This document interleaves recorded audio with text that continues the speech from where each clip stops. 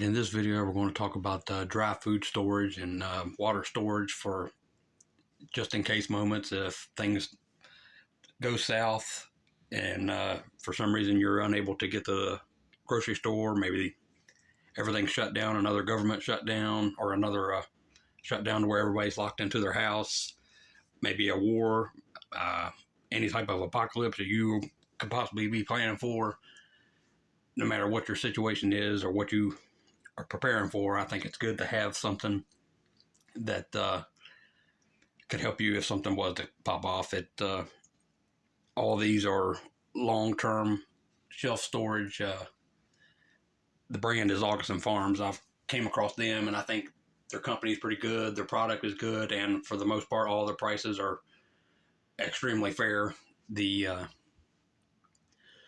I think I've heard you can buy this at Walmart and Sam's. I just get it from Amazon. This is what I feel that I want to keep. I mean, you may have different preferences for your things or what you or your family may need, but the first few items, I'll start from over here, like chopped onions and potato shreds. They're cheap. You can stock a lot of them. I'm only stocking for one person, and so I mean, I don't really see a need to have an entire room full. My plan isn't to live on this stuff forever if something does go crazy.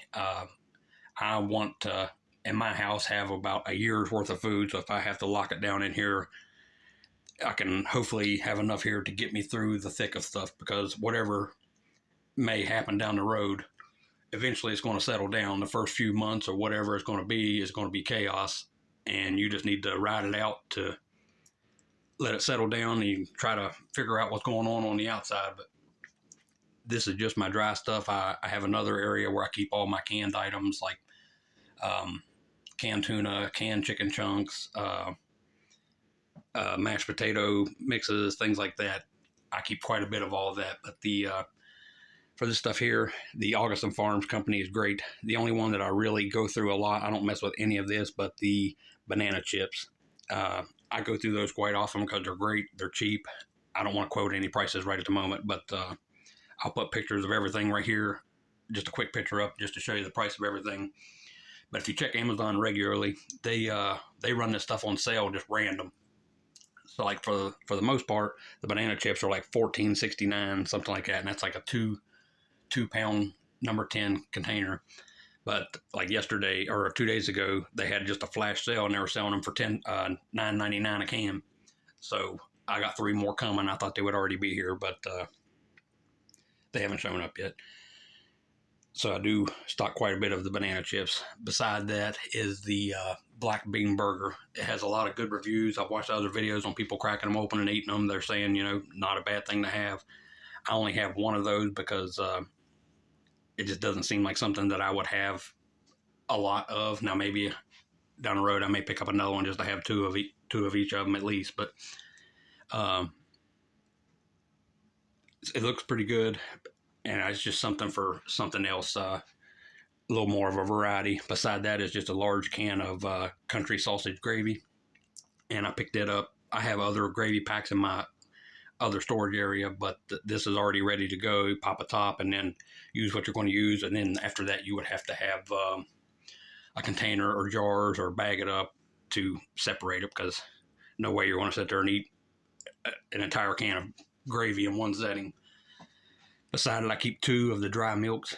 I've tried those before. I bought some of the same cans that I bought in smaller bags so that I could test the stuff first to see. I didn't want to stock something that I didn't like, so I've tried to test the most of it. But the milk was fair.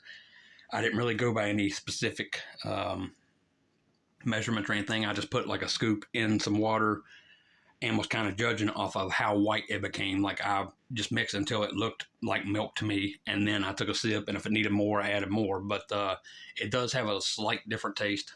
I mean, it's milk, obviously, but it has a little bit of a sweeter taste in my mind, unless it's just where I mixed it maybe too strong. I don't know. But to me, it reminded me of the milk after you have cereal. Like if you eat all the cereal, the milk just left over. It had like that extra sweetness to it. So it really wasn't that bad. But for cooking, it was great for cooking. I mean, don't have to worry about your milk going bad. You can just whatever you're making. If it calls for half a cup of milk, you just make a half a cup of milk with it, and you cannot tell the difference. So that's definitely a good thing to have, and I probably will get several more cans of that just because. But beside that is the peanut butter powder mix, and I have several of the very large jars of ready normal peanut butter that I keep in my other shelves. But I figured to have another can for a backup just in case. I'm not the biggest peanut butter eater out there. I mean, I don't dislike it, but it's not something that I'm eating all the time, especially since I've been on the carnivore diet. But this is, not regular food to me. This is just in here for until I need it. Beside that is the Southwest chili mix. That had great reviews. Everybody that I watched that cracked them open and tried them out said that's good. Now, they said that it's, just your basic chili, so you may have to doctor it up a little bit if you was to ever use it. If you like it spicier, peppers, things like that, or add cheese or whatever you prefer in your chili. But for the most part, it's right there. You get a scoop out, add it to hot water, and you got chili. Now, all of this doesn't require to have hot water. You can make it with just water. So that was a big selling point for me. Like, if worst come to worst, all power's out, it's total chaos.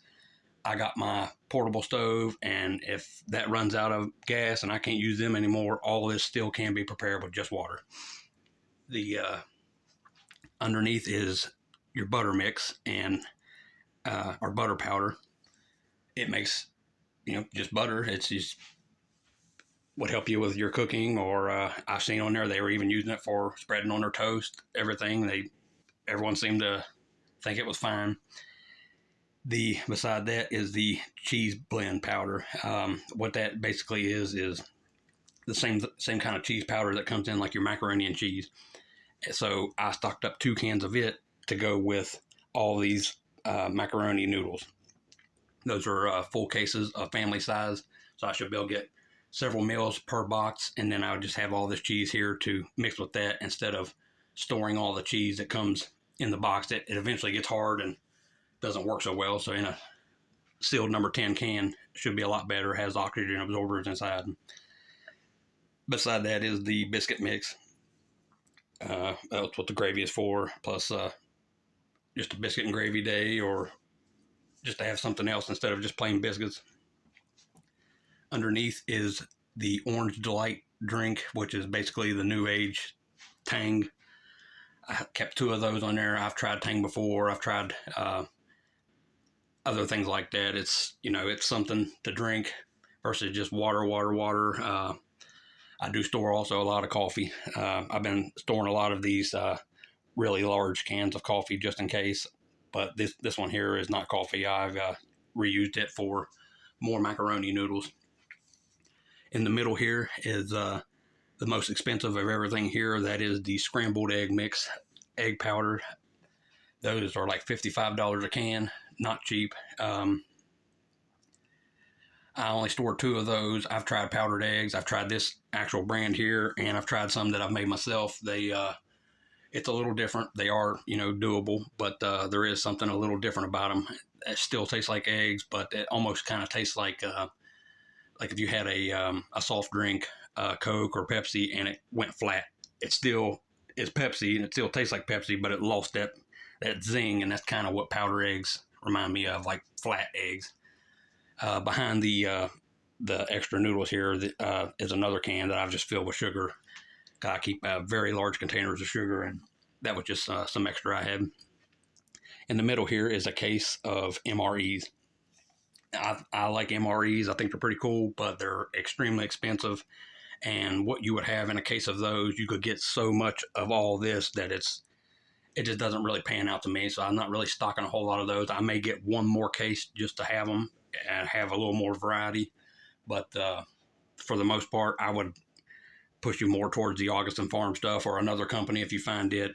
The larger cans it just seems like a better deal to me. About what the eggs, here is a jar that I have made myself. Dehydrating eggs is easy. You can make everything right here at home. All you need is a dehydrator, and with the eggs, you have to have the silicone mats to put them on, or make them out of your wax paper or what have you. But the wax paper gets real messy. The silicone mats are a lot better. I'll put a picture of my dehydrator and the silicone mats that I bought. When I tried this, because I was wanting to see if I could make this cheaper than $55 a can here. All right, well, the can had like, I can't remember exactly, 90 some servings, and it was $55. Well, this jar here is a 16 ounce, and it made one jar and about this much into another jar. That was 30 eggs.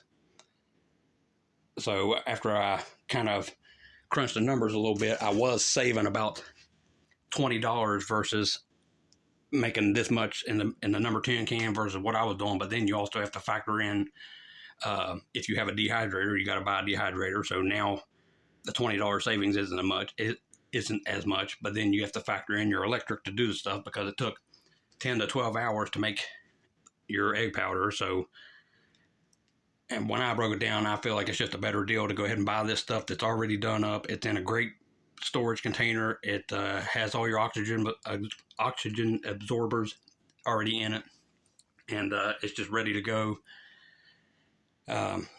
Everything here has a really long shelf life. The bucket of oats here have like a 30-year, and then there are 25 years, and the lowest thing will be like a 10-year, but they're all very long shelf life. I have 2 buckets of the oats. Those are 10-pound buckets. They're inside of Mylar bags, and they have the oxygen absorbers in them as well. I keep 20 cases of ramen. It lasts a very, very long time. They taste good, and you can make them with just water. They're not healthy for you at all, but just more variety and something that's cheap that you can stock up on. That's not going to break the bank.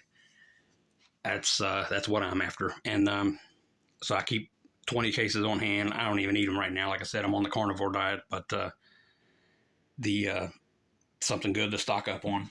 And over here is a Harbor Freight bucket, but inside is 25 pounds of rice inside of a Mylar bag and oxygen absorber.